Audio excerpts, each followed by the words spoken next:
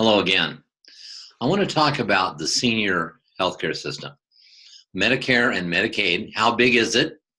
What are the implications nationally in terms of the economy moving for seniors and everyone else? And what really triggered me thinking about this is that I did this interview with Jack Canfield, author of Chicken Soup for the Soul, a couple of years ago. And he said to me, Mike, I saw an article online from CNN, and it said the potential of Alzheimer's is that left unchecked, it may bankrupt the entire Medicare and Medicaid system over the next few years. So I started to look at the numbers because I didn't know, exactly what those numbers would be. So here's what I found. In terms of Medicare, currently the budget, which is now probably expanding from the time of me speaking, but currently the budget was about $710 billion. That was a 2017 annual budget. And Medicaid, the other piece of this, was $582 billion, for a total of about $1.3 trillion, which is about 38% of the national healthcare expenditure, or NHE, of about $3.2 trillion. So the numbers are so large, I actually had to go back and recheck the figures because they're so enormous. We're getting into trillions of dollars to kind of grasp that. So imagine, based on what Jack Canfield said, reporting this from this report from CNN, if Alzheimer's alone could bankrupt this $1.3 trillion budget, that would mean that there would be no resources left for anything else, for cardiac care, for long-term care, for prescriptions, so on and so forth. It would take all of those resources and absorb it just into that. So when you break down where the money would go, that's for long-term care, 24/7 care for those not able to take care of themselves in any way. So those are pretty large numbers to even grasp. That's just enormous. But then there's more hidden figures as well. There's both direct and indirect costs. So closer to home, this means that for the average family, based on what American Alzheimer's Association says, is that on the average family, this could be a cost of about $37,000 a year in lost income.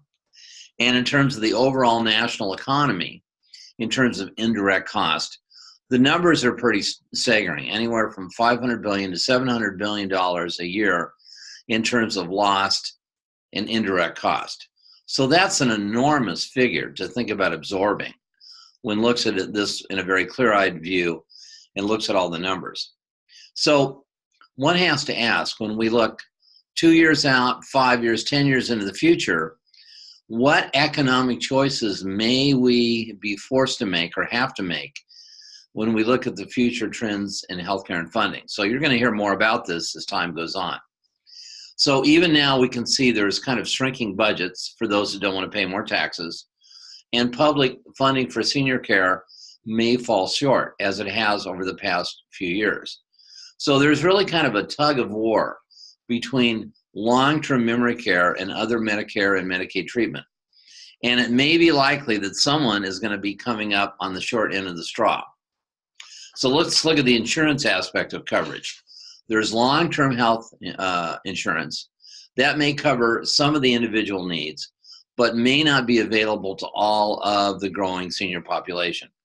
And also medical interventions, cost of housing, skilled nursing, memory care can run anywhere from $3,000 to $10,000 a month or more for those that can afford that high-end care. So in a way, to avoid a growing national healthcare senior funding crisis, we have to look at other alternatives. Now, we can look at the pharmaceutical aspect, and we've spoken with other blogs about how effective that may be, but no kidding. To get an effective treatment modality that's easily learned and economic and scalable, we're talking about our programs such as we are, and when we talk about prevent Alzheimer's in just 10 minutes a day.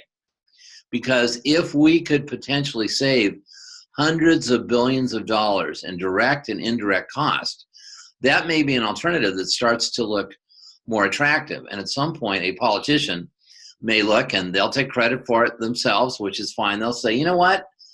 there might be something we can do alternatively that's low cost to implement that'll get the results, because we simply can't afford to carry the water and the budget, put the strain on the national budget to help with that, not to mention the economic cost and the emotional cost of families losing their loved ones, which we've talked about as well.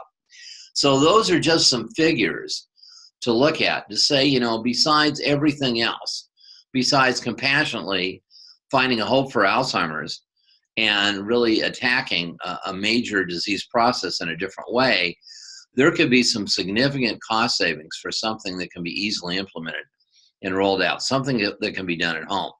So as we look into the future, that's an aspect we may want to consider too, just the nuts and bolts and practicality of that from the point of view of economy. So I just wanted to share that thought with you as well, and we'll talk with you again soon.